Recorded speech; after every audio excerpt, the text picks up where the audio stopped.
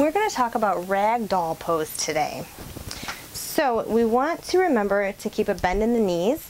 It's a nice, gentle, sort of passive opening for the sides of the body. We are stretching the hamstrings because we're doing a forward fold, right? We're going to stretch the calves possibly. If that is somewhere you could feel it, you could also bring some nice relief to your lower back, maybe relieve some stress. So to come into this pose, we're going to start hip width apart for our feet. We're going to roll the shoulders down and back.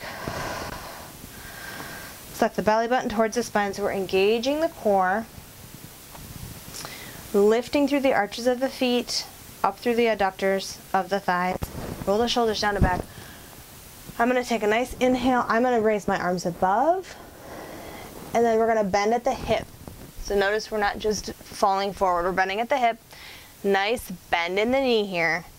Because we want this to, you can use this as a warm-up, as a cool-down. You could even peek at this pose if you chose to. But what we're doing, if we're warming up with this, we're just really can have a nice deep bend if you want to.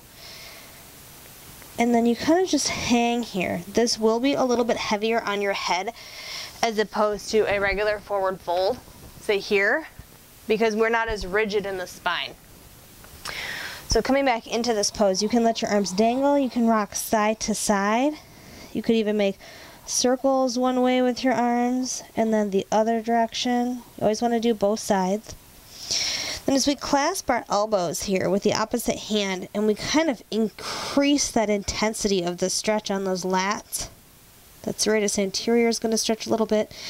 That scapula or shoulder blade is going to be pulled more into upward rotation, so that inferior angle is going to be coming out towards the armpit more. But it's a nice stretch. It feels really good. You don't want to round the back for too long of a period. We don't want to overstretch any tissues there. So you think about what's going on. So we're obviously engaging up the thighs. We're engaging our legs so we don't tip over, right? And then we're going to bend forward and come down. You can always raise the arms overhead and come down. And we're going to grasp the other elbow. Now, you could go side to side here. I don't think that feels as relaxing, but you could. And some people will make it more of an active pose. They'll come up and then they'll go down. And they'll kind of dangle their arms like a rag doll. Hence the name. And then they'll come up. Keep a nice bend in the knees as you come down. It's a nice warm-up.